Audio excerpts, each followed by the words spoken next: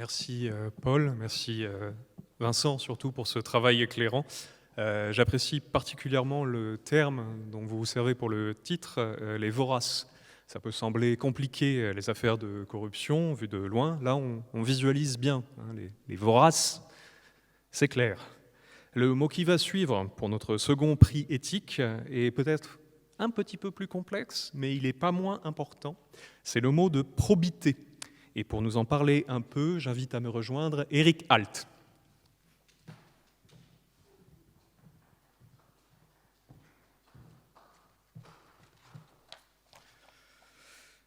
Donc, elle a eu le courage et l'audace de faire une thèse proposant une approche scientifique et critique d'une démocratie malade. Elle a constaté que pour lutter contre les manquements à la probité, les incriminations ne manquent pas, mais la majesté de la règle s'accompagne de la médiocrité de son application à la délinquance en écharpe. Elle a constaté la désuétude de la responsabilité politique et l'introuvable responsabilité électorale qui rendent le recours au juge pénal incontournable.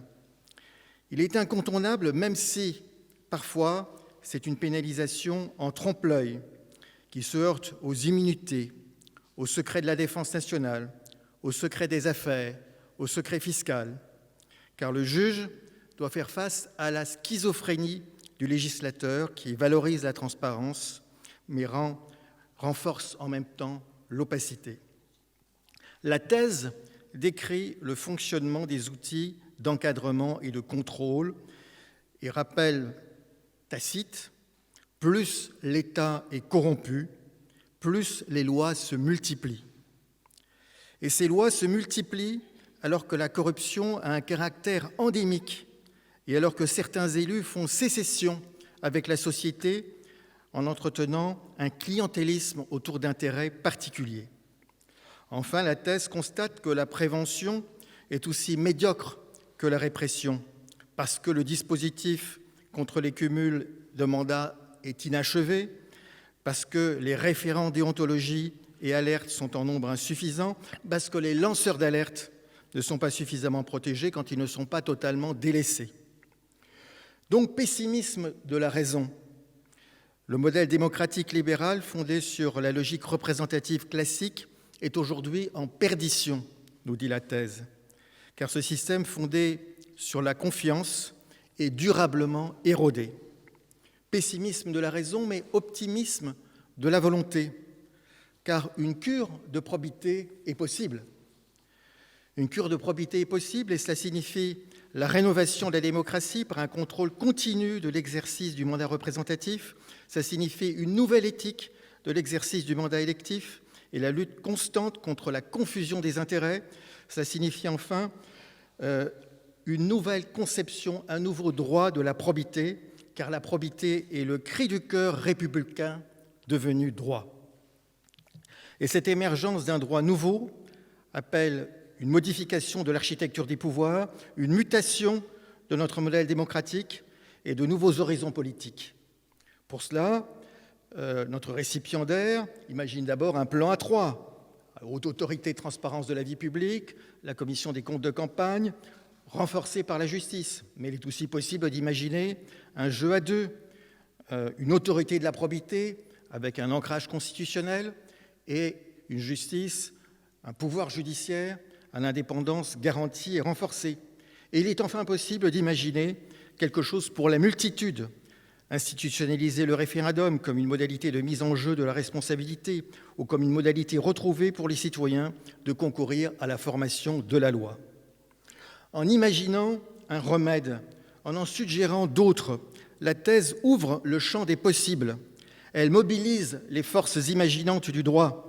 Et comme tout juriste digne de ce nom, notre récipiendaire, nouvelle docteur en droit, a su s'arracher à la pesanteur du monde pour imaginer le monde tel qu'il devrait être.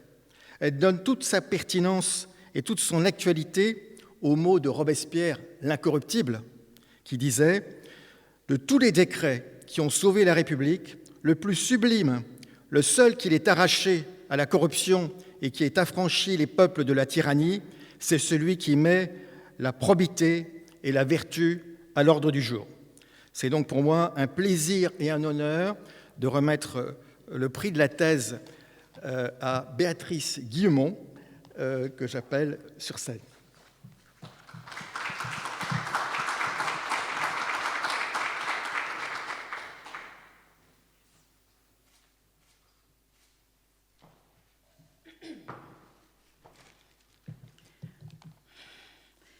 Bonjour, je mets mon petit timer pour ne pas dépasser les quelques minutes qui me sont imparties pour parler. Merci Anticor, merci à son conseil d'administration et à ses adhérents pour cet honneur qui est fait aujourd'hui à mes travaux, pour avoir pris le temps de les lire, 580 pages à peu près, et pour les récompenser lors de cette cérémonie. D'autant que j'ai bien conscience qu'Anticor ne donne pas chaque année un prix éthique recherche à des travaux scientifiques. Nous partageons ensemble le même intérêt de la chose publique et c'est un immense plaisir pour moi d'être aujourd'hui parmi vous. Avant toute chose, je tiens à remercier l'université qui, quoi que l'on en dise, permet encore à de nombreux jeunes étudiants de s'émanciper par le savoir, presque gratuitement, donnant sa chance à chacun, peu importe leurs moyens. J'ai eu la chance d'être passionnée par ce sujet ô combien central pour notre démocratie et d'être très bien entourée par mes co-directeurs de thèse, les professeurs Corinne Mascala et Ferdinand Mélin-Soukramanian, par mes 2 laboratoires toulousains et bordelais, le CDA et le Cercle, par mes proches bien sûr, par un tissu de chercheurs dont certains se trouvent être, comme moi, membres de l'Observatoire de l'éthique publique, observatoire qui se tient aux côtés d'Anticor dans ses combats en faveur de la probité. Aujourd'hui, un prix éthique est donc remis à ce travail de thèse en droit, intitulé « Recherche sur le droit de la probité des élus de la République ». Si certains l'ont parfois taxé de travail journalistique ou de travail politique, et non de travail scientifique, force est désormais de constater que ce n'est pas le cas. Ce travail vient répondre à de nombreuses questions soulevées par la société. C'est un travail forgé dans la science juridique qui emprunte, lorsque c'est nécessaire, à d'autres sciences sociales. Un travail qui embrasse pleinement sa problématique, celle de savoir s'il existe à l'heure actuelle un dispositif juridique mis en place par les pouvoirs publics visant à lutter contre la corruption et les conflits d'intérêts des élus de la République. Il permet d'établir tout d'abord certains constats, comme le fait que les élus ne sont pas tous corrompus. N'en déplaise à certains qui, à l'analyse, préfèrent l'anathème et la facilité du tous pourri, faisant ainsi mécaniquement le lit du populisme. Non, les 557 488 élus de la République ne sont pas tous corrompus. Bien au contraire, ils le sont rarement et l'immense majorité d'entre eux ne seront jamais mis en cause pénalement durant leur mandat. La seconde réalité est qu'il existe bien, en effet, une délinquance que j'appelle, dans le cadre de ma thèse, une délinquance en écharpe, en référence à l'écharpe tricolore ou bicolore que les élus portent. Ils ne sont pas nombreux, ils sont même plutôt rares. Ils s'appuient généralement sur un réseau ou un bastion politique. Ils développent des stratégies de défense afin de retarder leur poursuite pénale, leur mise en cause, puis leur jugement devant le tribunal judiciaire. Ils ont notamment recours à des sociétés écrans situées parfois dans des paradis fiscaux. Ils commettent un ou plusieurs faits délictuels, généralement de moyenne et grande ampleur, et de facto sapent la confiance des Français dans notre régime représentatif.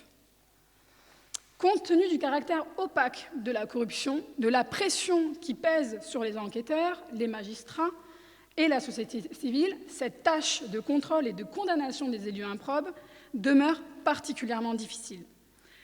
Pourtant, elle est fondamentale dans notre démocratie, car sans elle, c'est l'état de droit qui se délite.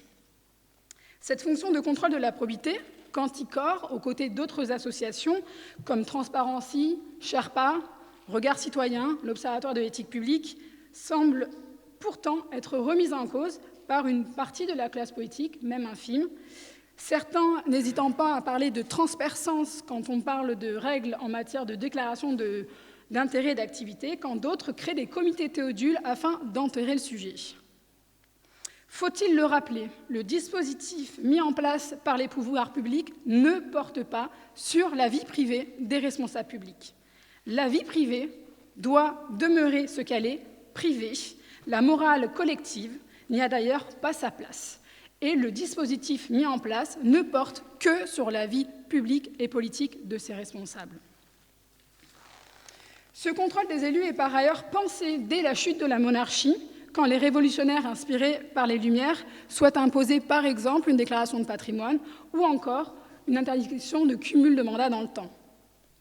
Ce contrôle, qui a été délaissé au gré des siècles, s'est vu renforcé ces dernières années, à la suite de nombreux scandales, par l'adoption de 16 lois depuis 2013 et près de 40 lois et décrets depuis les années 70. Ce contrôle se matérialise par un double dispositif, à la fois préventif et à la fois répressif, dont il faut bien le reconnaître, rencontre un certain nombre de limites. Bien qu'imparfait, ce dispositif participe de la modification profonde du paysage institutionnel, sans toutefois remettre en cause le régime représentatif qui, lui, au contraire, se trouve revitalisé. Il se matérialise également par la création d'une autorité administrative indépendante, la Haute Autorité pour la transparence de la vie publique. Autorité qui doit être renforcée et constitutionnalisée aux côtés du principe de probité. À ce titre, le principe de probité n'est pas une nouvelle lubie moderne, un nouveau gadget législatif. Un décret du 22 mars 1794 l'imposait déjà pour moraliser la vie politique révolutionnaire, moraliser dans le sens laïque du terme, dans le sens républicain. Ce principe de probité figure d'ailleurs sur certains frontons de mairie, comme celle d'Aix-en-Provence, aux côtés d'autres principes fondamentaux, liberté, égalité, fraternité. Seule une politique ambitieuse, tant répressive que préventive, gravée dans le marbre de la Constitution et de la loi, permettra d'installer durablement la confiance tant espérée. L'enracinement d'une autorité, comme la Haute Autorité pour la transparence de la vie publique, n'étant au demeurant pas suffisant, il convient également de sanctuariser le rôle pluriel de la société et des citoyens en matière de contrôle de la probité. Cette reconnaissance, par exemple, doit passer par le renouvellement de l'agrément du ministère de la Justice à Anticorps. Dans le cadre de mes recherches, je l'ai bien vu, la société civile joue un véritable moteur en matière de contrôle de la probité et sa présence dans le paysage politique est une nécessité absolue pour notre démocratie. Le travail doctoral qu'Anticorps fait l'honneur de récompenser aujourd'hui s'inscrit ainsi au cœur de ces tensions, entre la nécessité de respecter l'équilibre précaire entre certains droits et libertés fondamentaux et les attentes légitimes de la société, entre le besoin de liberté et la nécessité de préserver la République des tensions de la corruption. Ce faisant, il participe du renforcement du droit de la probité et plus largement de la probité des élus et plus largement des responsables publics et de l'émergence d'un statut juridique de l'élu qui manque encore à notre droit. Ce travail est par conséquent en faveur d'une République plus vertueuse, au service du seul intérêt général, une République qui fait le choix de la confiance envers nos institutions et de la communauté des citoyens. Je vous remercie.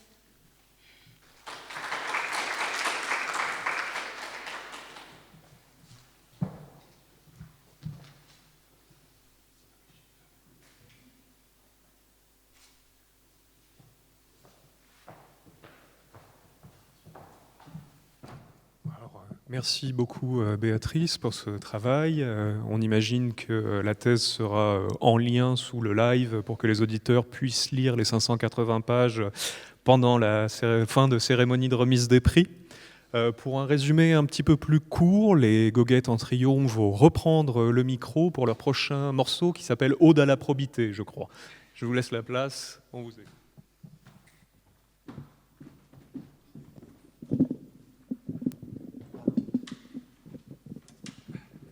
On va parler un peu de violence policière, enfin on va parler en fait plutôt d'Alexandre Benalla qui était plus violent que policier, mais ça marche quand même.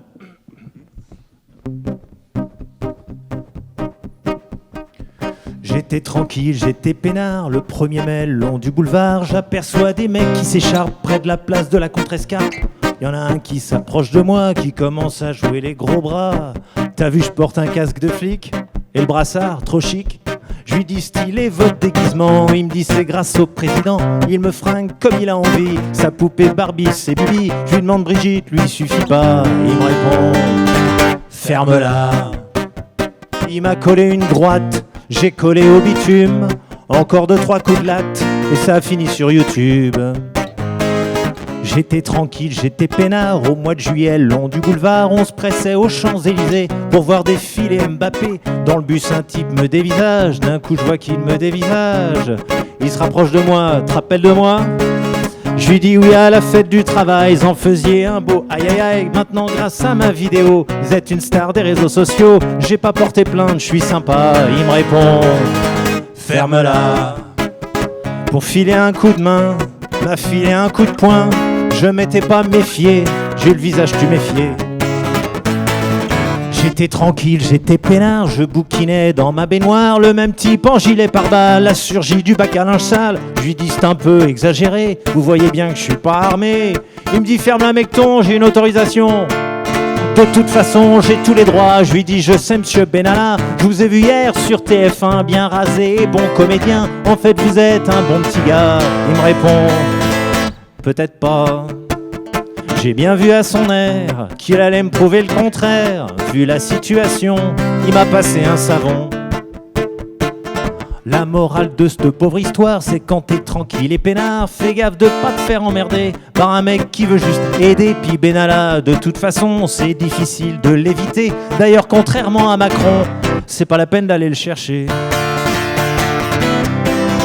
Ferme-la.